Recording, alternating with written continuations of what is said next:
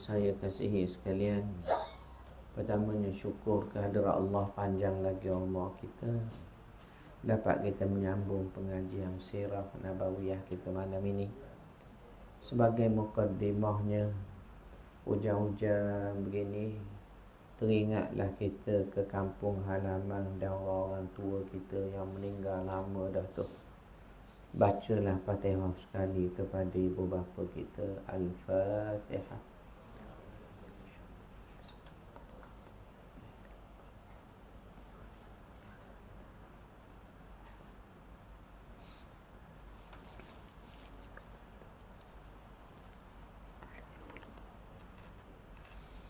Baik ibu bapa sekalian, malam ni nak sambung sirah kita, katanya peperangan Badar. Bila sebut peperangan Badar, tahulah kita umur Nabi 55. Umur Nabi 55 tahun. Ia berlaku tahun kedua Nabi berpindah ke Madinah. Maknanya masuk tahun kedua hijrah, kena puasa, kena berperang. Dia mari serentak tu. Kena puasa hak jenis 30 hari sebulan tu, dan kena perang pula. Jadi bayang tuan-tuan, iman para sahabat ni, bila suruh puasa, puasa. Bila suruh perang sambil puasa, pergi perang. Walaupun ada ruksah ketika satu-satu keadaan berlaku, keringanan kepada ibadat puasa itu Tuhan beri. Seperti orang musafir boleh buka kalau ada dua syarat dia penuhi. Pertama, dia musafir kerana Allah. Kedua, cukup syaratnya 2 marhalah dan lebih. Kalau 2 marhalah lebih, dia nak buka puasa, dan memang musafir dia tu musafir kerana Allah. Dari kampung nak tengok cucu di Shah Alam contohnya, dia dipanggil musafir kerana Allah tu. Ataupun kerana nak pergi berubat di hospital pantai, dia duduk jauh. Kat mana dia duduk jauh dengan hospital pantai? Dekat Bangsa. Dah hospital pantai kat mana ustaz? Bangsa juga. Oh, walaupun kerana Allah tak sampai 2 marhalah, tidak sah. Jadi kena ada 2 syarat. Kalau satu orang nak pergi ke Perak, dia daripadanya Kuala Lumpur, jauh tu, lebih 2 marhalah. Tapi dia naik kapal terbang ataupun helikopter, setengah jam sudah sampai. Boleh tak buka puasa? Boleh. Dia bukan soal awak sampai cepat atau lambat, tapi cukup tak 2 marhalah? Cukup. Ini ruksah diberi oleh agama. Begitulah bila sahabat dikatakan suruh puasa, puasa. Mereka ni puasa. Bila suruh perang sambil puasa, ada yang berperang dalam keadaan puasa. Walau boleh ruksah, boleh ringan dengan cara, tak apalah ganti hari lain. Tapi ni kita kata iman para sahabat. Jadi Badar berlaku umur Nabi 55, kalah tentera kafir tu.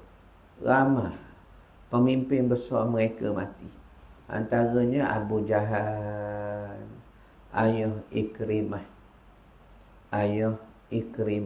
Masa ni Ikrimah tak masuk Islam lagi.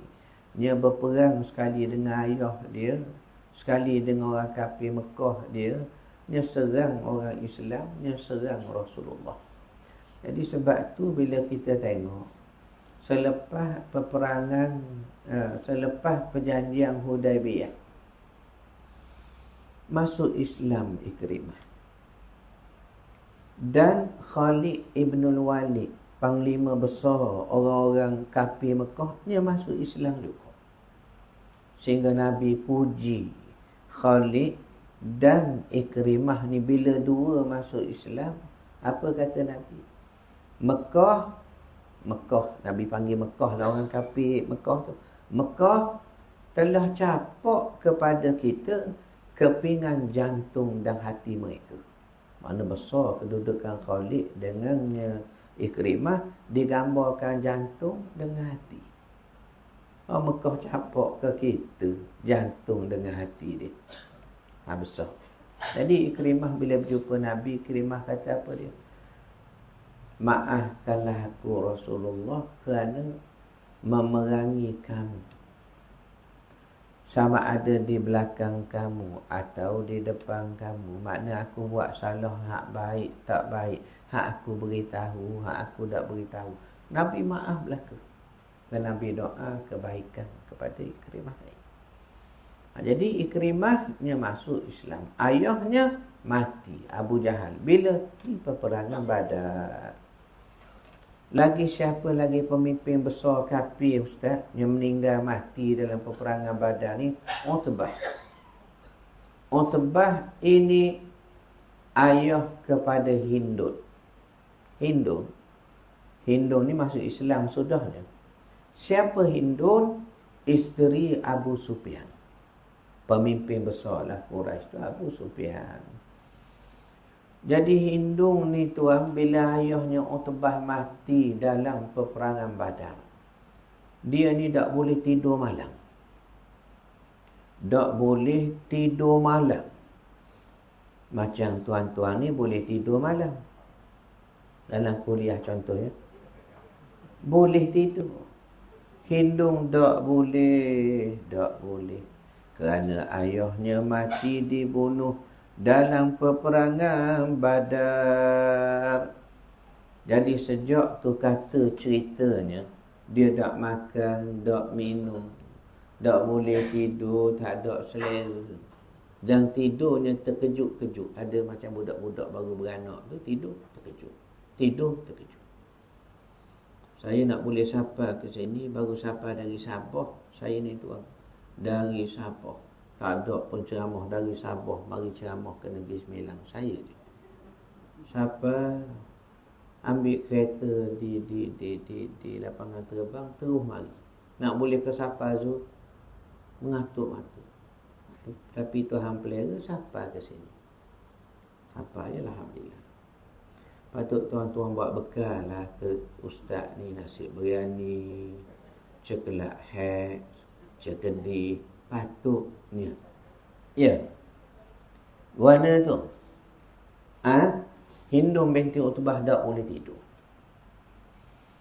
Sehingga suaminya Abu Sufyan berpakat dengan Jubair ibn Mut'im. Kawan baik sama kawan ni. Jubair ibn Mut'im berkawan dengan pemimpin besar Quraisy kafir Mekah, Abu Sufyan.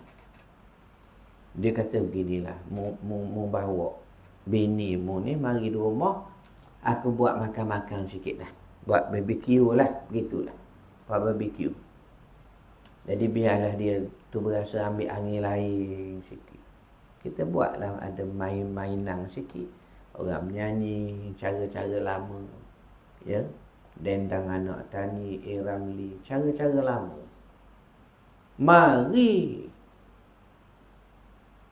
Mari Abu Sufyan dengan bininya Hindun. Antara permainan dia tunjuk malam tu. Baca sirah. Dia panggil satu perempuan pandai menari. Menari ni jenis menari hak musing tu. Nyung musing. Sudahlah dia musing tak pening. Dia pakai satu sanggur tinggi, ada lubang pada sanggur tu. Dan dia musing. Tengah dia musing, ni hiburan, permainan. Dia panggil Wahsy, hamba abdi milik Jubair. Jubair ni dia kata aku ada hamba abdi seorang. Tapi sungguh pun hamba. Kalau bak menombak memanah, jangan main. Pandai. Dia kata, mu nak tengok? Mu tengok. Orang tengah musing, junjung, tembaga ada lubang ni, sanggur ni, mu tengok dia panah. Maka, Wahsy ambil panah pendek, ambil tombak pendek, dia tombak. tengah musim tu pun masuk tomboknya keluar. Pandai. Ni orang kata pandai semua. Macam orang main dart tu. Saya ni Johan dart daerah. Jangan main-main tu. Johan dart daerah. Mana-mana jemaah tidur dari jauh pun dan saya dart. Contohnya. Jadi gua ada. Terus segar hidungnya mari segar. Dia kata apa dia? Wahsy mari. Munak dak merdeka. Hamba abdi tak mau merdeka apa? Dia kata no. Sudahlah mu merdeka. Munak dak aku berimu jadi kaya serta-merta. Hari mu merdeka mu kaya. Aku beri kepadamu emas dan perak setinggi kamu berdiri. Kalau mu tinggi ni banyak ni harta aku beri. Dengan syarat membunuh Hamzah, pak saudara Muhammad. Bunuh. Sebab orang Islam bunuh ayah aku dan Muhammad ni tak ada ayah. Pak saudara dia itulah kira ayah dia. Kita ni pak saudara kita itulah ayah kita ni. Mertua kita itulah ayah kita, mak kita tuan. Walau dah bercerai-berai apa semua sekali pun mertua siapa ke bila-bila lah. Mertua dak batai semayang tu. Jadi mata mertua jangan tuan tukar pula. Ya. Kita bergaduh, kita tak ada jodoh, kita buat seteru dengan mertua menantu, jangan. Macam mak ayah kita lah. Cukup. Ya. Jadi dengan mertua ni kena buat baik. Walaupun kita malas semayang macam mana pun, kalau mertua mari di rumah, peganglah tasbih tu. Subhanallah, subhanallah. Itu. Dengan mertua ni kena jaga. Baik. Obat mengatuk tu. Warna tadi tu. Maka Wahsy setuju. Jadi Wahsy berhasil bunuh Hamzah dan Hamzah syahid dalam peperangan Uhud yang akan kita cerita sekejap lagi. Sebab Uhud ni dia 2 tahun selepas Badar. Mana umur Nabi 57, ada kata 56 setengah, tak usah kira lah, lebih kurang. Dalam peperangan Badar, mayat orang kafir ni Nabi capak dalam lubang. Lubang tu ada dah. Di medan Badar tu ada dah lubang ni. Dia panggil qalib. Qalib ni telaga lama. Orang dulu anjing mapuh dia capak dalam tu. Bakar-bakar burung hering dia capak dalam tu. Jadi kotor benar lah. La haula wala quwata illa billah. Jadi ada satu kawan saya tunjuk video kawasan yang dipercayai qalib. Sekarang jadi pelumpusan sapoh di pinggir Madinah. Kat Badar. Allah. Ini tempat Allah turun azab belaka. Jadi bila capak dalam qalib, Nabi duduk di pinggir qalib tu. Macam kita duduk di pinggir telaga. Nabi pun bercakap begini. Saya terjemah tu hadis sahih ni.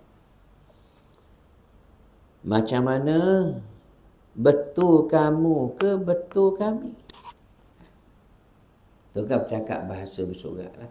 Kalau bercakap cara Terengganu. Mana tu? Apa benda?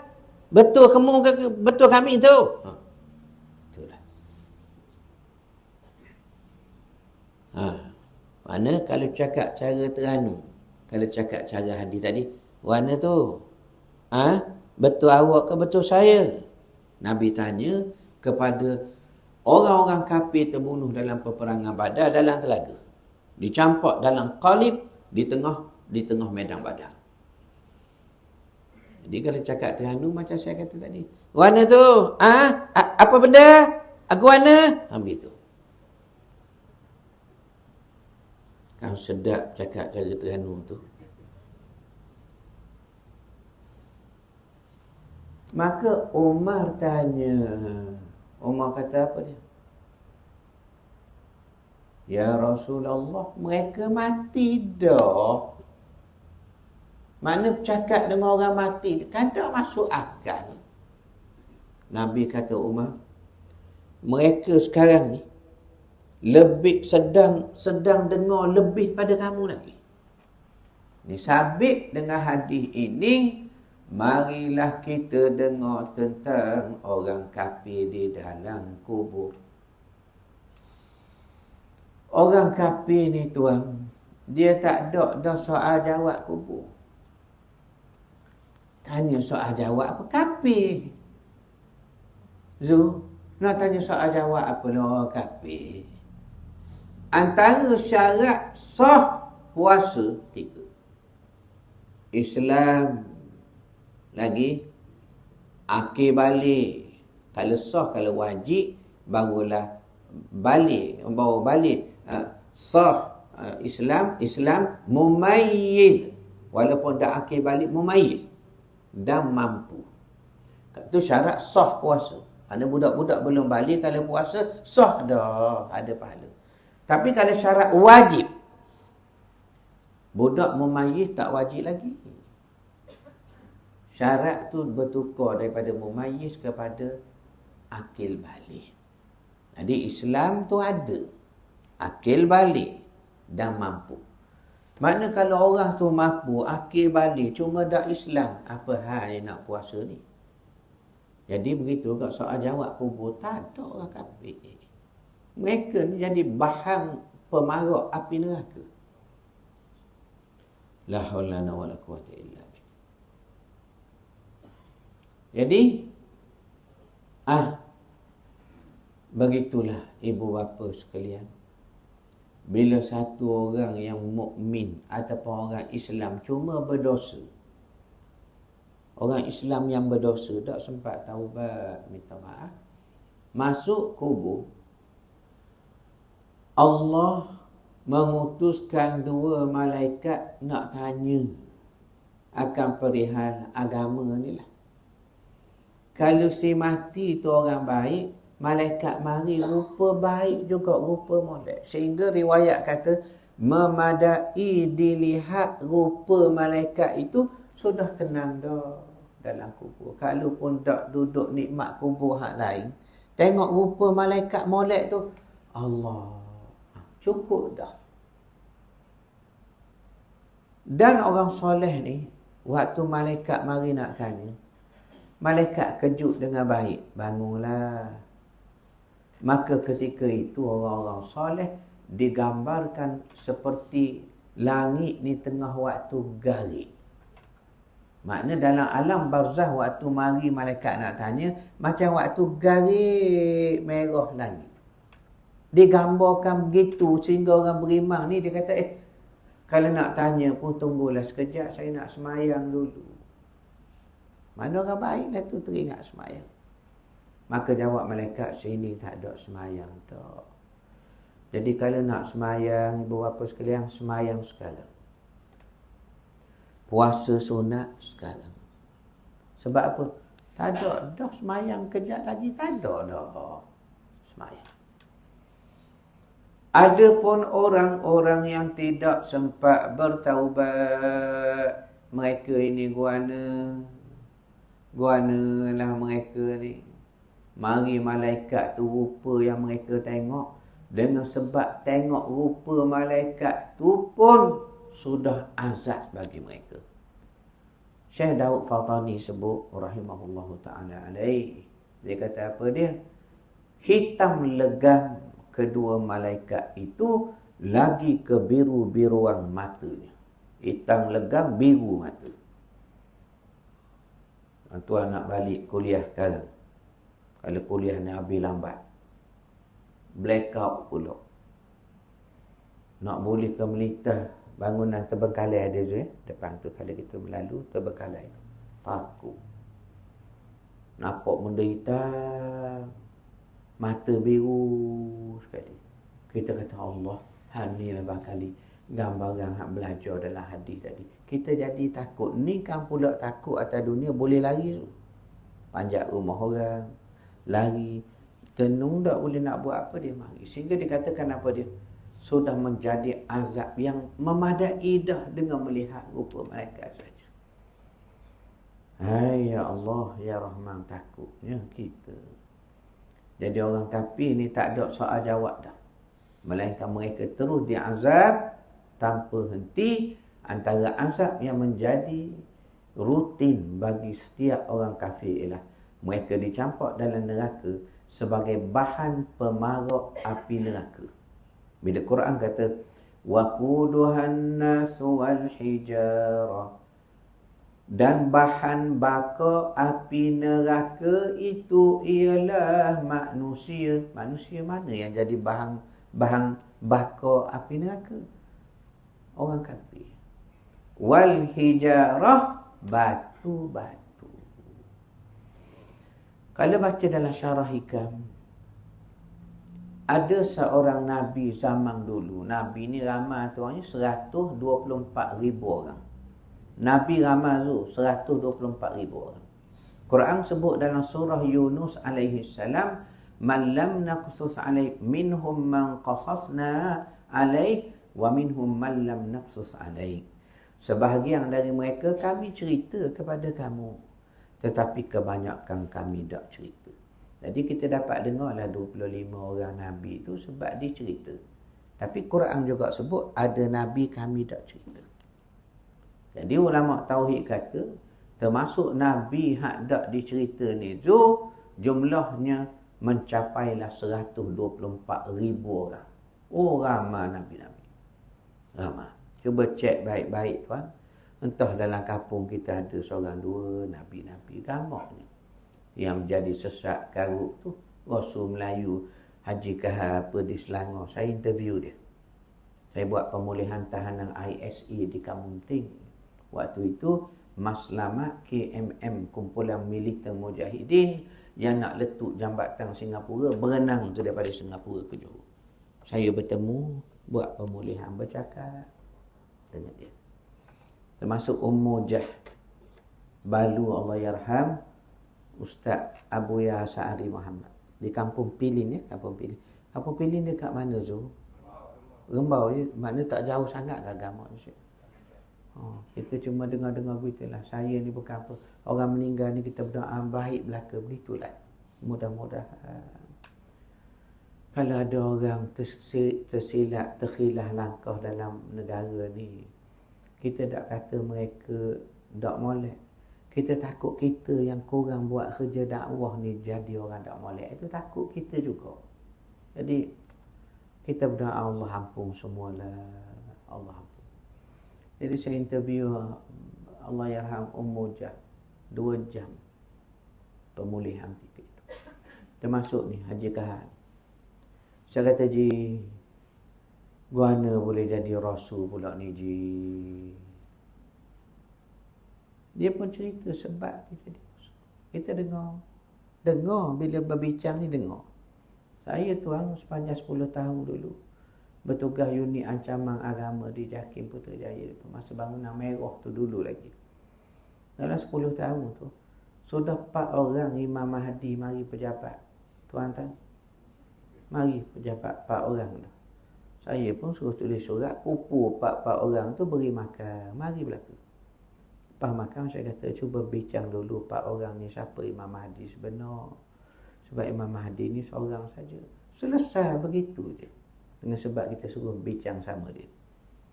Penipu ni bila bincang sama penipu, dia tahu dia menipu. Tak mari, tak ada dah. Tu tuan-tuan ni. La haula wala quwwata illa billah. Jadi Zul, dengar mereka. Dan Imam Ibn Qayyim pernah sebut, si mati ni bila di alam barzah, dia tahu benda berlaku atas dunia ni seperti hari. Dia tahu hari. Hari Jumaat. Ni kemuliaan hari Jumaat. Besar hari Jumaat ni. Maka si mati itu tahu melalui kicauan burung yang bertasbih memuji Allah. Maka mereka tahu hari Jumaat dah. Ini antara riwayat-riwayat terpencil disebut dalam Ar-Ruh, karya berjudul Ruh oleh Imam Ibn Qayyim. Jadi kalau sebut mati ni takut. Saya dah takut tau. Takut. Hai, takut mati. Takut. Tapi takut mati ni pun dalam takut mati juga. Memang begitu juga sudah ni. Ya, mati juga.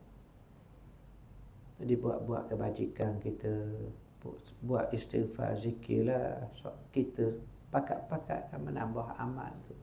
Ya. Jadi kata Nabi, mereka sedang dengar sekarang lebih daripada kamu.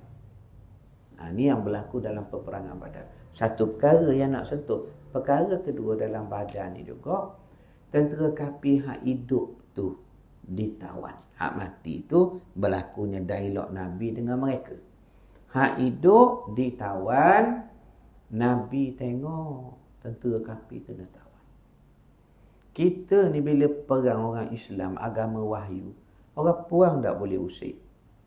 Orang tua kita tak boleh anaknya. Kanak-kanak tak boleh bunuh. Rumah ibadat kita tak boleh kacau. Ni Islam, agama wahyu menunjukkan ada panduan dari Allah. Kita jaga dah walaupun dalam perang. Hatta kata Nabi SAW, kalau rating pokok tu tak perlu patah, tak boleh patah. Ni agama wahyu. Jadi Nabi tengok tentera kafir. Kita bukan nak tahan sangat orang kafir ni. Nak suruh masuk Islam. Kalau tak masuk Islam pun la ikraha fiddin. Tak paksa. Cuma jangan ganggu Islam. Lalu apa Nabi buat? Setiap tebusan ni boleh tebuh dengan harta benda. Kalau orang tak ada harta, dia boleh tebuh dengan ilmu yang dia ada. Antaranya ilmu apa? Menulis, membaca. Jadi hendaklah dia mengajar 10 orang Islam siapa boleh menulis, baca, baru dia bebas. Bukan nak bunuh sangat tentera kafir ni. Nak ajar dakwah. Dah bila duduk mengajar menulis, tentulah lama tu. Nak pandai faham tu. Nak pula macam saya ni, hak lambat nak faham macam saya ni. Lagi lama lah orang kafir duduk dengan kita orang Islam. Dia tengok perangai orang Islam baik, molek. Dia jadi nak masuk Islam. Jadi salah satu peristiwa menyayat hati dalam Badar ini, Zainab, puterinya baginda sallallahu alaihi wasallam yang bercerai dengan suaminya Al-As. Al-As ni bukan orang lain, anak saudara Khadijah. Mana saudara menikah sepupu. Cuma cerai sebab tak mau masuk Islam. Bukan orang jahat, anak ni baik. Cuma tak masuk Islam. Mana bekas menantu Nabi lah. Anak saudara Khadijah, isteri Nabi. Bila Nabi kata boleh tebuh, Zainab pergi tebuh bekas suami. Pasal tak ada balak, tak ada bergaduh. Bercerai kerana tak mau masuk Islam. Zainab tebuh. Maka sahabat kata Zainab tebuh Rasulullah. Tahanan ni siapa Al-As? Nabi kata tebuh dengan apa? Sahabat tunjuk rata. Bila Nabi tengok rata, menangis Nabi. Rata Khadijah yang berikan anak perempuan sulung pada hari menikah, itulah Zainab. Menangis Nabi. Maka Nabi terima, bebas Al-As. Walaupun riwayat kata Al-As ni masuk Islam sudahnya, wallahu ta'ala alam. Kedua, sikap Nabi terhadap tawanan. Nabi kata apa dia? Nabi tengok tawanan. Nabi kata, kalaulah Adi Ibnu Hatim masih hidup dan dia mari ke medan Badar ini, lalu dia kata, Muhammad, bebas semua ni. Tahanan-tahanan kafir, kawan-kawanku ni bebas. Sebab Adi ni kafir juga. Apa Nabi jawab? Nescaya aku bebaskan. Kenapa? Siapa Adi ni? Ya, Adi ni tuan satu orang ketua kabilah Hatim. Yang kafir siapa mati pun kafir. Tapi dia pernah ada jasa besar pada Rasulullah SAW. Itulah ketika umur Nabi 50. Ni peperangan Badar 55. Maknanya 5 tahun sudah. Apa dia buat? Nabi dakwah di Taif, kena halau. Nak balik ke Taif, orang tak beri masuk. Nak masuk ke Mekah, orang tak beri. Mau keluar, nak masuk, kami tak beri. Menyebabkan Nabi tertahan selama 3 hari 3 malam. Mundranan, mundra yarba. 3 hari 3 malam. 3 hari 3 malam. Tuhan, kat mana? Di lembah Nakhlah. Lembah Nakhlah. Tadi bonda saya beritahu, amma saya, mak angkat saya yang jaga saya daripada kecil. Saya daripada kecil ni, amma saya jaga saya. Masih ada Hindu kecil. Mak angkat saya ni orang Tamil, orang India. Jaga saya daripada kecil. Keluarga saya kerja, saya besar dengan mereka. Dia kata, kirim salam sama anak aku. Kirim salam. Saya kata, tadi pun, saya pergi nanti. Saya mau pergi ke mana? Ke rumah aman ni, di Alur Gajah Melaka. Tanggungjawab kita telah ajak masuk Islam. Selama nanon ni nak hadir kere. Munduran Muhammad ajak cakap masuk Islam Pak. Mudah-mudahan masuk Islam. Mudah-mudahan ya, baik. Tuan-tuan tu bukan nak dengar masuk Islam sangat tu. Nak dengar saya bercakap Tamil je sebenar tu. Ya. Jadi jadi kawan. Jadi Adi ni Nabi, Adi ni dia beri jaminan. Dia kata apa dia?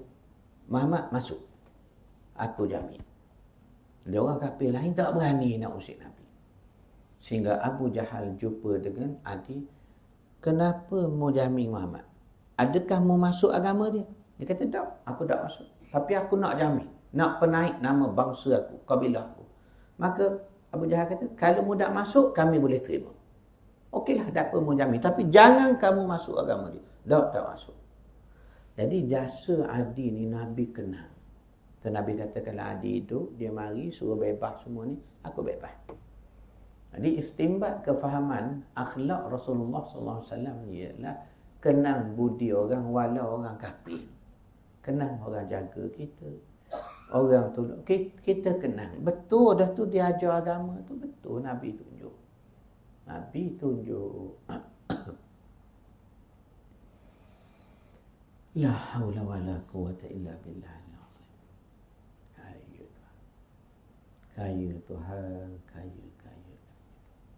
Ya. Dua perkara yang kita nak belajar ni.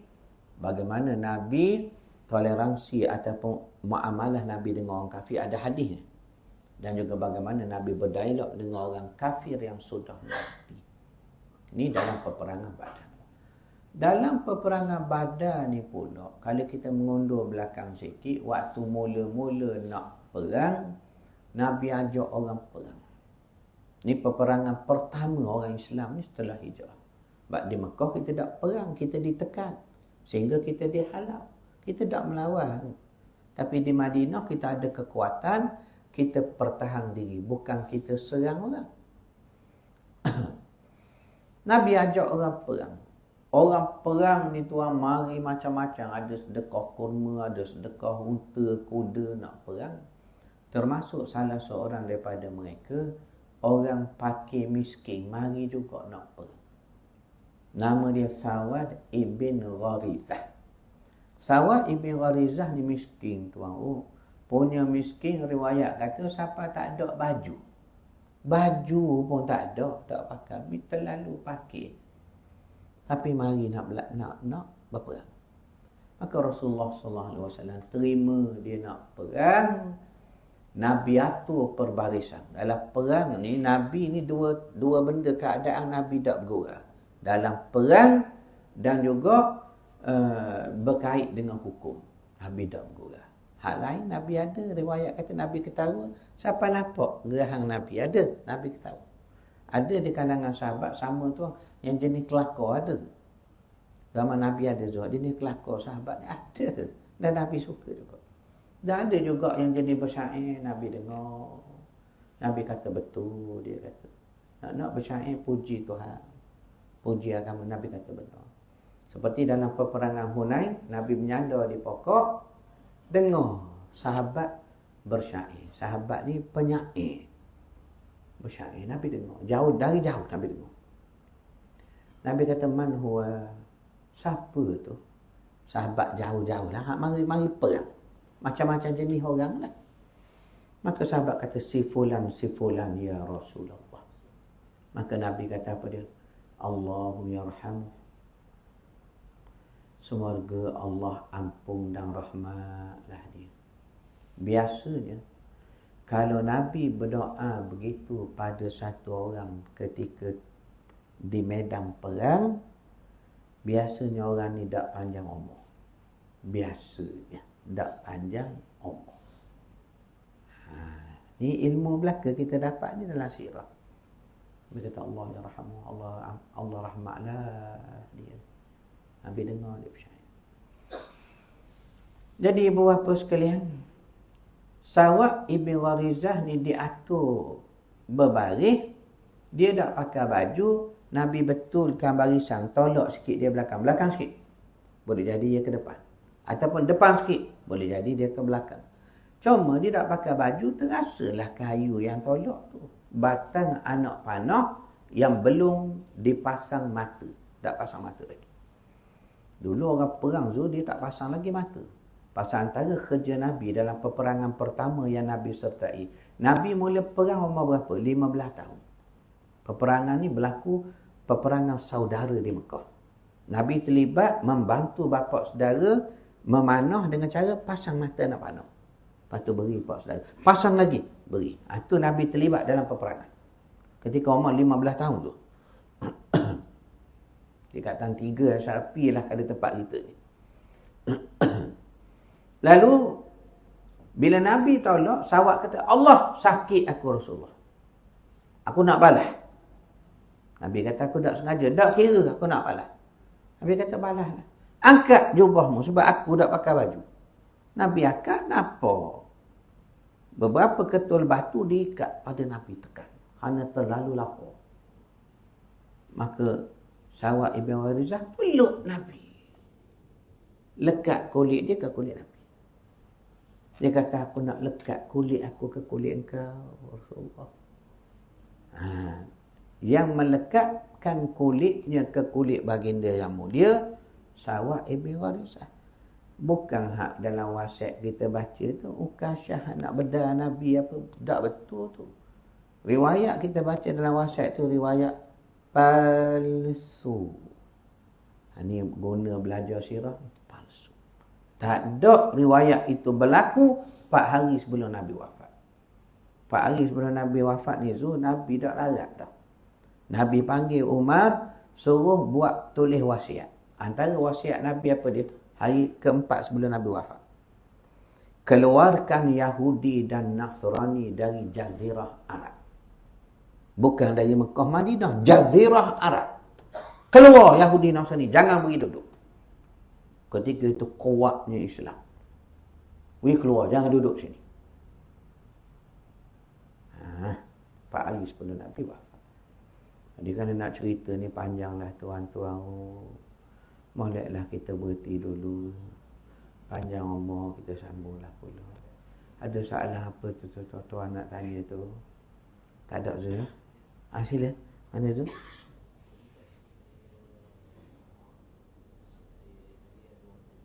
Ya.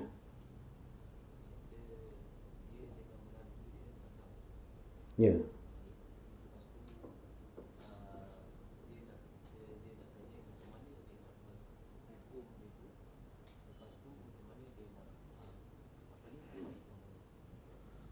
Makna dengan melatu tak berapa nak itulah nak mesra lah kita kata ya. Jadi macam mana dari segi hukum, kedua nak bertaut baliklah semula biar jadi elok. Tamanya apa sebab, apa punca tu kena tahu juga. Daripada punca tu ya. Jadi dari punca itulah baru kita tahu obat dia macam mana. Biasa obat ni dari punca juga. Baik. Macam orang histeria tu. Kita beri kota tak baik. sapu peneseling tak baik, pijak belakang tak baik. Berapa orang ni? Rupanya punca dia ketegur orang petang-petang dia duduk main bawah pokok selasih tu, dia nampak orang puang rambut panjang, tegur dia, jadi tak sedar. Masuk maghrib menangis, meleleh air mata. Yang Allah yarham Ustaz Ismail kamu kata tu. Dibacanya ayat kursi tak mau dia. Masuk je maghrib meleleh air mata ni, kata Ismail kamu tu. Betul lah tu keteguran. Dah guana cari punca. Begitu juga menatu dengan mertua ni keadaan baik, punca kat mana? Kalah bola ke, kalah tanding burung titir Jawa ke, apa punca? Di situlah nak ubatnya. Dari segi hukum tuan, hukum dia berkait silaturahim. Ada salah ayah kadang-kadang walaupun kedudukan ayah ni besar. Ada salah budak, ada betul budak kadang-kadang walaupun kedudukan budak ni kecil sikit. Jadi lagu mana nak buat tu tahu punca dan berlapang dada lah. Kita ni kalau banyak kita fikir akhirat, hara akhirat, semua benda atas dunia ni jadi kecil je. Kalau kita jenis fokus akhirat, guana lah. Atas dunia jadi kecil, hilang lengah. Hilang lengah. Nak bangun malam sekarang, biarlah. Sebab apa? Oh lah, tahajud lah kita. Walau 2 rakaat, tetap tak tinggal. Cuma waktu hari ada tenaga 10 rakaat. Hari tak ada 2 sudahlah. Maknanya orang yang boleh hilang letih, boleh hilang duka cita ni, bila dia ingat akhirat tu berat, maka jadi kecil atas dunia. Ada satu orang besar dalam negara saya cerita ni, kita live ni. Tambah sebut nama beliau. Beliau 2 beradik. Beliau sendiri cerita hidup lagi. Dia kata, Tok tahu tak? Saya 2 beradik. Asal daripada Kedah Perak. Saya lari sehelai sepinggang, bergaduh dengan abang saya, arwah abang saya. Berebut tanah. Berapa relung aja kami buat padi. Berebut, akhirnya saya pecah rasa putus rasa tahu hati saya, retak hati saya bawa diri Kuala Lumpur. Saya tak langsung balik raya, tak hatam mak ayah saya dah meninggal waktu tu, pesan suruh jaga abang ni seorang-seorang, saya tak. Hingga saya tahu anak saudara saya masuk college, masuk universiti, tempat saya jadi penasihat situlah, pun saya dah ambil tahu anak saudara. Sehingga satu hari saya naik kereta nak pergi sembahyang Asar di surau dekat rumah lah. Saya buka radio klasik. Saya dengar lagu A. Ramli, Dendang Anak Tani. Dendang Anak Tani ni kisah orang tanam padi. Gitu je. Orang dulu kan menyanyi ni tu, dia pengajaran banyak. Hal tanam padi, hal ingat mak ayah. Itulah. Menangis saya serta-merta. Itu punca jadi saya baik semula dengan abang saya. Teringat satu-satu je. Adik-adik beradik saya lah. Kerana mengenang sama-sama tanam padi dulu. Kadang Zul, benda-benda gini ni dia hilang benda-benda yang berkait dunia kalau kita rasa berat akhirat. Jadi pada saya, kita kena ada satu anjakan yang lebih besar. Apa dia? Rasa beban akhirat tu kita nak hadapi guana supaya dunia ni jadi kecil. Barulah mudah hidup kita. Saya kira ringkas begitulah Zul ya. Mudah-mudahan. Ibu apa sekalian, kalau ada lagi soalan, saya tahu kalau buka soalan ni berebut nak tanya ni, saya cukup tutup dululah ya. Tutup dulu, nampak ramai berebut ni. Kita sambung bulan depan. Wassallallahu ala sayyidina wa habibina al-Mustafa wa ala alihi wa sahbihi ajma'in. Walhamdulillah rabbil alamin. Assalamualaikum warahmatullahi wabarakatuh.